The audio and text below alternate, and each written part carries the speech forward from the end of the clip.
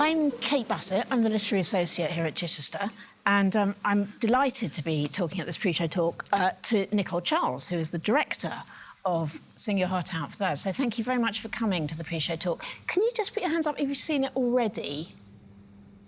Yeah, OK, so none of you have seen it already. Good. No spoiling. Just to do a little introduction, Nicole is a very acclaimed director, not least for Amelia, which opened at the Shakespeare's Globe, was a biodrama about a kind of female contemporary of Shakespeare's, and it was a massive hit and transferred to the West End. So we might also touch on directing that later, but we're going to principally talk about this show, and it's going to be about 35 to 40 minutes with a Q&A in the last 10 to 15 minutes, so please do think up questions. Thank you so much for sparing time. Absolute pleasure. Thank you for wanting to be here and listening to me go on. I suppose my first question is, because no one's seen it, do you want to just say a bit about the play without spoilers? I know that's probably quite hard. This might be quite difficult. It's essentially a drama set in South London, Southwest London. The action happens in the year 2000, on October the 7th, on the day that we have the last match that's played at Wembley Stadium before the old stadium's pulled down and the new one is built. All the action happens in about 90 minutes, maybe 2 hours actually, not quite 90 minutes. So it's a sort of a time-specific piece of work. And in some ways, it's a period drama. I mean, you know, it's not very long ago, but we've tried to make it as accurately 2000 as possible, which is quite fun. And it has a rather eclectic group of characters who really come from the same socio-political background, and they have very questionable outlooks on life, and it has a rather bold ending. It does. I had to be really measured when I said all of that. It's really difficult. Yeah. So essentially, it's not a spoiler, the football match is playing while people are in the pub. Yes. So it's kind of the match is going on, interacting with the interactions of the culturally diverse characters. I suppose my first question was, had you seen or read it before you were thinking of doing it here? Yes, I had. Oh, right, OK. Do you remember when and what your first reaction to it was? Yeah, I remember seeing it when I was about 20 at the National Theatre, and it's a long time ago now. So I couldn't remember a great deal about the production, except that I absolutely loved it. I remember that it was an absolute ride, and I was sort of, I was just blown at the end. And so when I received a call from Daniel in January this year asking if I would consider directing this play, I think I automatically said yes without asking any practical questions at all. I have a huge amount of respect for Roy Williams. He has been a really important voice, I think, in British theatre. When I was leaving drama school in 2004, when I was looking for scenes to perform, for agents and producers to come and see me be brilliant, his material was one of the few that existed that I think reflected a contemporary British voice of colour. And it was witty, and it was funny, and it was meaningful. So an opportunity to direct his work was a real plus. Yeah, I remember seeing it at the National. Did you see it as well, Kate? Yes, I did, and it's very memorable. So striking. Daniel Evans and I were talking about it, and he was like, what do you think about that? And I was like, yes. Just because it had such a vibrant It was play. Extraordinary. And Paul Miller actually directed it, who directed Macbeth. Yes, that's interesting. So it's like full circle. It's so sweet. And interestingly, it was called The Loft, wasn't it? I think when at the National. It might have been, or actually. Maybe you saw a transfer I think it might have been the Cottesloe at the time. It transferred, I think. So it started, interestingly, in a kind of alternative space like this. So the National had they turned their top floor into a little experimental space, and it was in this tiny space, and it was so in your face. It was kind of the football fans were so in your face. Oh, wow. It's like here coming. So, do you want to say anything more about this particular script? I suppose, what struck you about its strengths? because it's or what's unusual or what's remarkable about it? That's a hard question. It's a hard question without giving anything away. I might have to give a bit away, but one of the things that I really admired about the piece of writing was that I think it's essentially a classic tragedy. And it's a superior tragedy, which I think is really amazing because the language is really colloquial and it's simple and it's quick and it's witty, but it has all of the nuts and bolts and joints that make a tragedy about a hero. It sort of embodies and it sort of expresses the hero's journey really, really skillfully.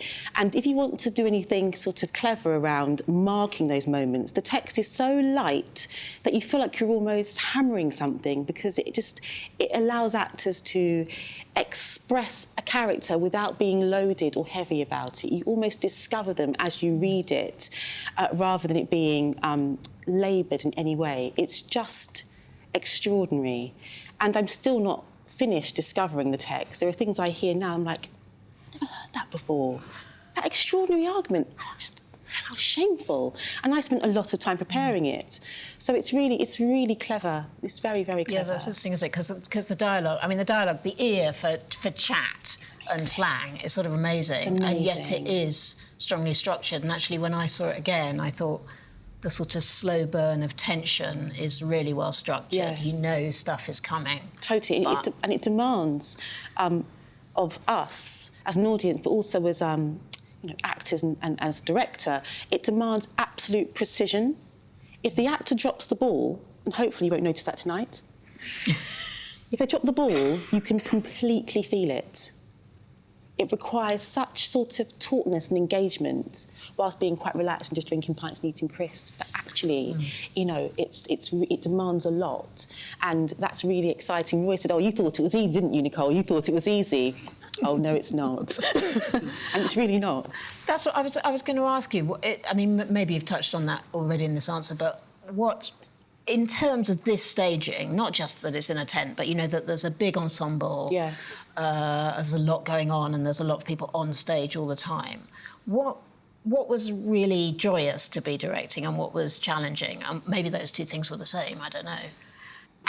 Or what did you have to concentrate on? That's a really good question. I might have failed at this. It's very good, by the way. It's very modest. This, but because there are a lot of bodies in a very small space, and I have this interest at the moment in my development as director, creative craftsperson, I like to see life happen continuously, like nothing stops. One of the things I find really difficult about living life, really, Nicole, to you now, is that it never sort of stops. You don't get a chance to sort of get off and have a rest, do you? Even when you try and have a rest, it sort of still happens. You still can't find your credit card and, it's just difficult. And so I kind of like to reflect that in the work. It kind of something's always happening. And when you've got so many bodies on stage, you want to keep life going, but also pull the focus to a particular story at a particular time. But if you don't like that character or you fancy that girl over there, you can watch her. And actually what I want you to experience is absolute clarity of her story, her purpose, her intention at this time in the life story of the play. And I think that attention to detail has been very demanding for me and for them. And quite difficult. When you want to start just doing very practical things, like, can you just stand there? Well, they're like, well, why? I think, oh, God, I've rod for my own back now. Yes. So that's been a challenge, but also a joy to get to know the characters so well and to get to know the text and what it demands so well. And also the event. It's quite an eventful play. There are a lot of events. And another challenge I found is trying to work out what the scale of those events are next to each other. If you get that wrong, you can overshadow something really important and actually getting the measure of things. The focus. Is the art, yes. Yeah, and the size of an event. Yeah. That's right. Yeah. I couldn't remember, did the National Theatre have the football footage? Well, apparently they did, but I couldn't remember either. I couldn't remember, because I was wondering if you brought that in or if they had that as well. Well, I thought we were the first production who used the footage, but apparently we're not. They've claimed priority. Was that easy to integrate? No. Or is that lots of kind of very careful rehearsals of going and shifting the focus, dropping it in at the right time? Absolutely. To be honest with you, Kate, you know, I think in British theatre practice, we tend to introduce other creators into the room very late in the process. They aren't paid to be here from the beginning with the actors. But in this piece, what I really felt I needed was to have a technical video designer in rehearsal from day one, working with us to get the footage just right, so we all knew what we were responding to. Because these are characters who really care about their football, and they really care about the players, and they really root for them, which means that we've actually got another 11 characters in the play. Yeah, you know, that's really interesting. And what are our relationships to those characters? We can't be sort of... we can't be casual and we can't be general about those things. You know, you might really find David Beckham really attractive and find, you know, Michael Owen really annoying. And that, you know, we have to be really specific about that. And all the characters in this room feel differently about each of those characters' detail. So it was a real challenge not to have that early in rehearsal because for one reason or another it was difficult to achieve. So we've had to work quite hard and quite quickly to develop those relationships. And that's been a real challenge, I think. Yeah. Yeah, no, interestingly, when the Chichester team were watching an early dress, what we all came out going was, that's amazing detail. I said, our video designer is extraordinary. Yeah.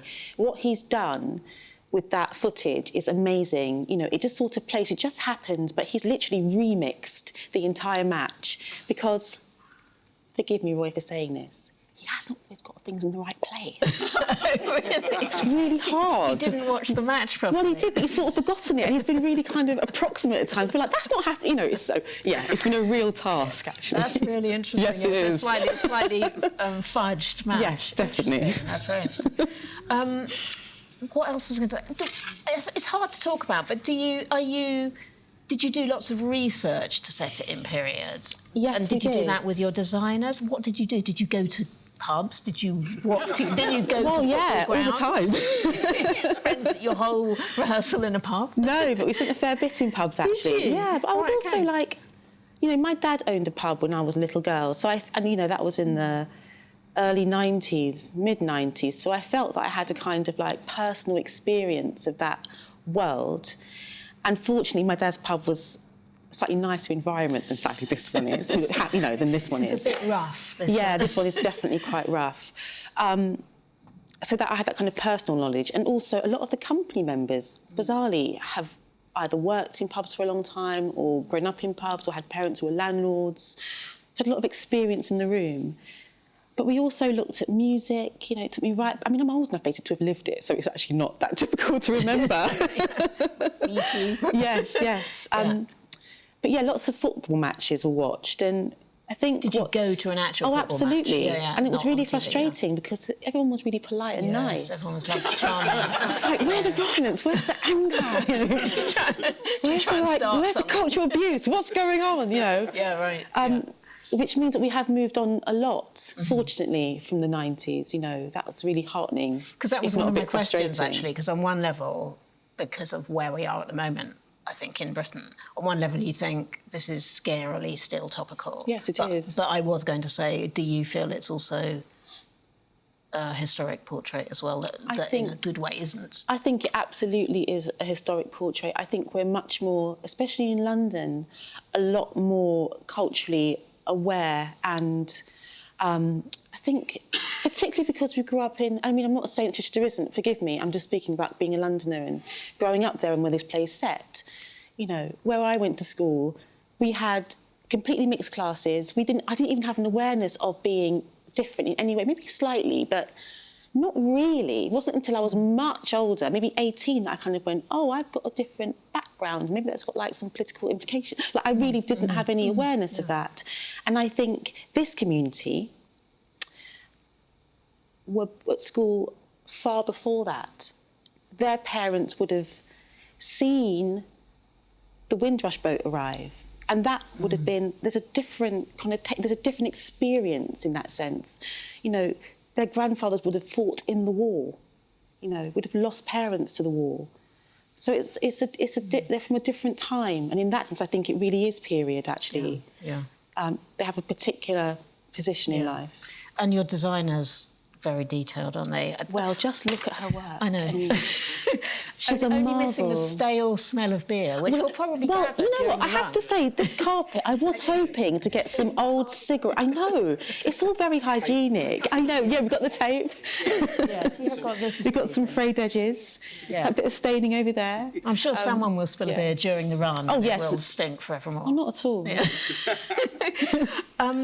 Do you want to say a little bit more generally about your directing process? I mean, don't know if you see what your directing process is, or you're just more instinctive than that. But can you? I suppose I'm wondering about what it was like doing Amelia and this, and if they're completely different, Yes. or you could see similar. No, they're not at all, actually. I mean, I think the relief in this play is that it's a pre-existing text and it's been refined by many a brilliant mind, Roy included, of course. So that means that my job in some ways is easier because I'm not trying to improve the story. It's all already there, which is brilliant. Whereas on Amelia, it was a brand new story in a space that is to celebrate, you know, Britain's most extraordinary playwright. And it's a story about the woman who perhaps sat behind him in that. So it was on the open-air stage of the Globe to start with? Yes. And it told the story of the lady who is possibly the dark lady of his sonnets and potentially inspired a lot of his characters in his plays, because the character of Amelia shows up at least 6 times in his plays, at least 6, it's possibly more. And so Michelle Terry, who commissioned Amelia, wondered, who is this woman? Is it a love note to her? You know, is it a token of his affection and admiration? And she, Amelia Bassano, of course, was an extraordinary woman in her own right. She was a religious poet, she was a feminist, she was subversive, and this is all in the 16th century, which is a pretty risky time to be doing things like that, especially she was minor gentry in of Elizabeth's court. So this was all quite edgy stuff, and it was written in a really direct way. I mean, Morgan doesn't hold back, which was quite alarming for me, thinking, God, how on earth am I going to put this on here? And I think the actors were quite anxious about the form. It was Brechtian, and it was naturalistic, and it was a musical, but it wasn't a musical. You know, it had, you know, can you just do this like Beyonce in the script? You're like, what? Just in period costume. In period costume. Beyonce moment. It was a really ambitious project, and I got the first draft on the 16th of February, and rehearsal starts on the 1st of July. So for a new director with a 3-hour play with about 56 music cues and at least 17 dance numbers, it was overwhelming, to say the least. So this is like quite straightforward by comparison, really. That's really interesting. Yeah, really interesting. But my process on this play, I think this play lends itself much more to my kind of craft personship, because it allows me to study character really, really carefully and study a period really carefully. We're not trying to break the form. Morgan was trying to almost connect, I don't know, 1601 with 2018, whereas in this we are in a period and we are really in it. Again, much easier to know what you're doing with that. But my process is largely character-led, and I think I'm a writer's director. I like to serve the writer's intention. So I might have a feeling about something, but I have to ask myself, what was Roy thinking when he wrote this? Why did he want to write this play? What was his experience growing up in southwest London with these characters? And take myself back to his mind as opposed to my own. Of course, my life views are inextricably linked in the way I produce work, but essentially I'm here to serve a writer, not myself, and to enable the actors, sorry. Yeah, no, I was going to say, did you talk to him a lot about it? A lot, absolutely, yeah. Yes, a lot, and that was really, really helpful. But then also I think what perhaps is quite, what I love about my process, which I think is quite perhaps unusual, I don't know, maybe it's my gender. It could be my gender. But I really like to come in with a really strong idea about a play and tell them exactly what I think is happening at every single point in the play. And then once we start to put it on its feet and rehearse it, they might feel things by being inside the character that I can't feel or detect from outside it. And at that point, I become quite collaborative. I say, OK, well, how about, if you're feeling this, how about we try this instead? So I plan everything, but possibly I only actually do 60% of it, because I work with the actors to create the show that you'll see tonight. And I think some directors really want to see their vision on stage, and it has to be quite purely their vision, without naming any names. Oh, go on. No, okay. No, I won't. Yeah. I want to get hired again. No, and no one here, of course, no one here at all. But for me, I feel the work lives more excitingly in an actor who can own his role and who owns the process and understands absolutely what they're doing every minute of the time you're watching them. And for me, it makes the work much more exciting. Having been an actor myself and been in rooms with directors who just tell you what to do and you just deliver it, and you do feel a bit dead inside. I'll do what you like until I go home. Yeah, that's really interesting. So with this, that's a really interesting, twofold process. So you set it out quite clearly at the start, what Absolutely, you're thinking. Yes. And then it becomes, in a way, more democratic, I suppose. Totally. What did you say? The first day of rehearsals, what did you say what was your doing? Concept? I sort of hate that word.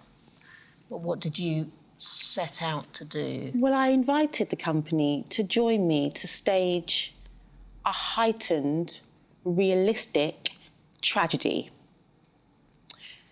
Because I think, whilst it appears really naturalistic on the page, if we make it like a TV drama, you don't need to come to the theatre, do you? You can just stay at home and watch it on the telly. It's basically EastEnders. So I thought, how do we push the boundaries of what appears to be a really kind of, a play that sits in the genre of realism? How can we make it as theatrical as possible and as exciting as possible while serving the discipline of the form? And perhaps also thinking back to what I could tell in Roy's text was the classic Aristotelian tragedy, and serve that as well. So we had 3 jobs to do. And they said, oh, yeah, go on, yes, please. And so we worked really hard on creating a physicality that reflected a group of people, that's men, but there's one woman, who have just played a football match and who are really visceral and physical, who know each other very well. How can we build that physical language? So we did movement workshops every single morning, boxercise, circuits. It was pretty tough. I sat out, of course. And they really loved that process. And really early on, I wanted to start living in a sense of the King George. So I wanted to have as much pub stuff as possible so Gina could really get used to flicking those taps and it being, second nature, to get it into the bodies of the actors. And, they really took to that very, very well. The difficulty is, though, with making a play democratically, is that when do you turn that off? When you start inviting suggestions, there comes a point when you need to lock it down. And actually, people are going, but I still think, you think, Yes, and another thing. Yes. I think I said on Tuesday this week, I don't want to collaborate with you anymore. It's my limit. But that's really interestingly clear, isn't it? No. Because I think it could be potentially quite fuzzy, isn't it? Of course it is. Yeah. And I think in my discipline, I think what I forgot to say was that we are now going to tech rehearsal. And so now, as I have loved working with you all collaboratively, I've so enjoyed our democratic process. I think it's really rich and exciting, but now it has to end.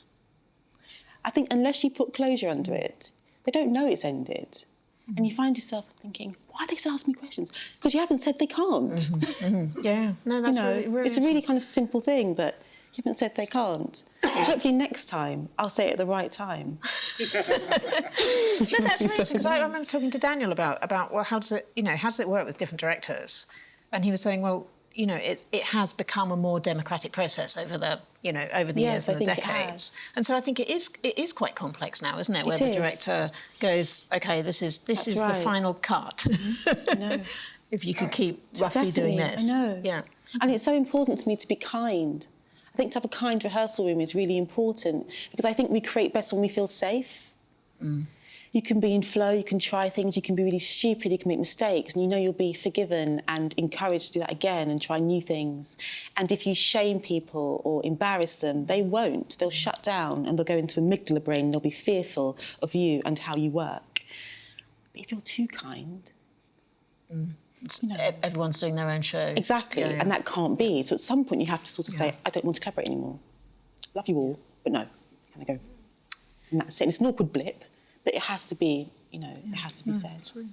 I think we're going to have to wind up because they need to set up, and one of the actors already tried to come on the mic. So thank you very much for coming. I hope you enjoy it. Thank you so much. Thank you.